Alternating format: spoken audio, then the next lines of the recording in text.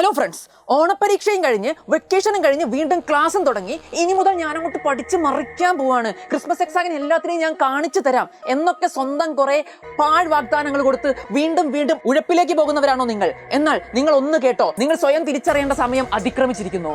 എടാ, ഇത്രയുമായിട്ടും നിങ്ങൾ എത്ര ലൈഫിൽ ഏതൊക്കെ പീരീഡിൽ ഏതൊക്കെ സമയത്ത് ഇന്ന് നന്നാകും, നാളെ നന്നാകും, മറ്റന്നാൾ നന്നാകും, തിങ്കളാഴ്ച നന്നാകും, ന്യൂ ഇയർ ആണെങ്കിൽ 1-ാം തീയതി നന്നാകും, ഇങ്ങനെ സ്വന്തം കുറെ പാഴ് പ്രോമിസുകൾ, പാഴ് വാക്കുകൾ കൊടുത്ത് മടുത്തില്ലടാ. ഇനിയെങ്കിലും മടുത്തില്ലേ? ഇപ്പൊ ചിലപ്പം ഒരു വീഡിയോ മോട്ടിവേഷൻ കണ്ടു കഴിഞ്ഞാൽ അപ്പം ചേട്ടാ ഇന്ന് മുതൽ ഞാൻ പഠിക്കും, സാറേ നല്ല കിടിലം മോട്ടിവേഷൻ, ഇന്ന് ഞാൻ നന്നായി എന്നൊക്കെ പറഞ്ഞിട്ട് 2 ദിവസത്തേക്ക് അത് മെയിൻറ്റെയിൻ ചെയ്യാൻ നിങ്ങൾക്ക് പറ്റുന്നുണ്ടോ? ഇല്ല അല്ലേ? വീണ്ടും ഉഴപ്പിന്റെ പാതകൾ നിങ്ങളെ മാടി വിളിക്കുമ്പോൾ കൂളായിട്ട് അങ്ങ് കൂടെ പോകും അല്ലേ? ചിലര് വിചാരിക്കുന്നുണ്ടാവും, ചേട്ടാ ആനുവൽ എക്സാമിന് പഠിച്ചാൽ പോരെ, ഇപ്പോഴേ ഞാൻ പഠിക്കണോ, ഇപ്പൊ എന്റെ സ്കൂൾ ലൈഫ് അല്ലേ, അങ്ങ് എൻജോയ് ചെയ്യട്ടെ എന്ന്. ഓടിക്കൊണ്ടിരിക്കുന്ന ഒരു ട്രെയിനിൽ നിന്നും എടുത്ത് ചാടാൻ പറഞ്ഞാൽ നിങ്ങൾ ചാടുവോ?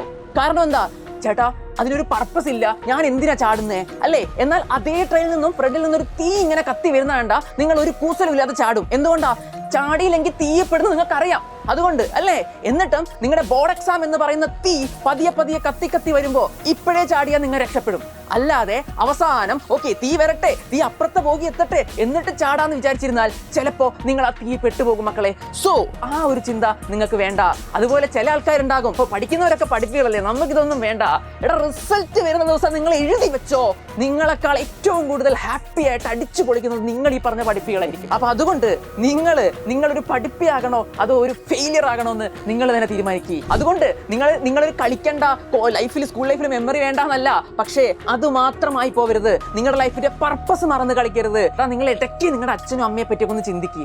എത്രമാത്രം കഷ്ടപ്പെട്ടായിരിക്കും അവരെ നിങ്ങൾ എന്ത് ചോദിച്ചാലും അവർ തരാതിരുന്നിട്ടുള്ളത്. എന്ത് ചോദിച്ചാലാ? നിങ്ങൾക്ക് ഇനി ടൂർ പോകണമെങ്കിൽ അതിന് പൈസ വേണം, നിങ്ങൾക്ക് സാധനം മേടിക്കണമെങ്കിൽ, നിങ്ങൾ സ്കൂൾ മേടിക്കണമെങ്കിൽ, അത് വേണമെങ്കിൽ, ഇത് വേണമെങ്കിൽ, പഠിക്കണമെങ്കിൽ, എഡ്യൂക്കേഷൻ എടുക്കണമെങ്കിൽ, എന്തിനും പൈസ പ്രൊവൈഡ് ചെയ്യുന്ന അവരോട് അല്പമെങ്കിലും തിരിച്ചൊരു നന്ദി കാണിക്കാൻ, അല്ലെങ്കിൽ അല്പമെങ്കിലും നിങ്ങൾക്ക് തിരിച്ചൊരു സന്തോഷം, ഒരു പുഞ്ചിരി കൊടുക്കാൻ ഒരവസരം ഉണ്ടെങ്കിൽ അത് നിങ്ങളുടെ മാർക്കാണ്.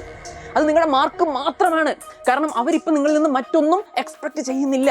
സോ നിങ്ങൾക്ക് ഒരു അവസരം കിട്ടിയിരിക്കുകയാണ്, തിരിച്ചു കൊടുക്കാൻ ഒരു അവസരം കിട്ടിയിരിക്കുകയാണ്. പണമായിട്ടൊന്നും വേണ്ടവർക്ക്. ക്ലിയർ അല്ലേ? സോ നിങ്ങൾ എന്ത് ചെയ്താൽ മതി? അടുത്ത പരീക്ഷയ്ക്ക് നല്ല മാർക്ക് അങ്ങ് മേടിച്ചു കൊടുത്താൽ മതി. ഞാൻ ഇത്രയൊക്കെ പറഞ്ഞിട്ടും എന്നിട്ടും നിങ്ങൾക്ക് വീണ്ടും കളിക്കാനാണ് തോന്നുന്നതെങ്കിൽ, വീണ്ടും ഇൻസ്റ്റയിൽ കയറി സ്ക്രോളാനാണ് തോന്നുന്നതെങ്കിൽ, വീണ്ടും നിങ്ങൾക്ക് വല്ല പബ്ജിയോ വല്ല ഗെയിമുകളോ കളിക്കാനാണ് തോന്നുന്നതെങ്കിൽ എനിക്കൊന്നും പറയാനില്ല മക്കളെ.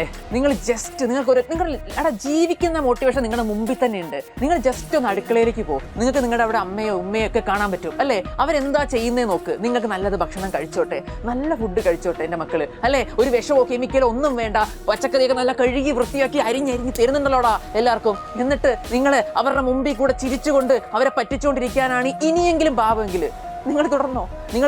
പക്ഷേ നിങ്ങളുടെ ലൈഫിൽ എപ്പോഴെങ്കിലും ഒരിക്കൽ എനിക്ക് അന്ന് കുറച്ചുകൂടി പഠിച്ചാൽ മതിയായിരുന്നു, കുറച്ചുകൂടി ഒന്ന് സെറ്റാക്കിയിരുന്നെങ്കിൽ എൻ്റെ വീട്ടുകാർ ബാക്കിയുള്ളവരുടെ മുമ്പിൽ അപമാനിതരാവാതെ അഭിമാനത്തോടെ ഇവൻ എൻ്റെ മകനാ, ഇവൻ എൻ്റെ മകളാ എന്ന് പറയുന്നത് കാണായിരുന്നു എന്ന സന്തോഷത്തോടെ നിങ്ങൾക്ക് ഇരിക്കാൻ പറ്റും. ഇതൊരു മോട്ടിവേഷൻ അല്ല.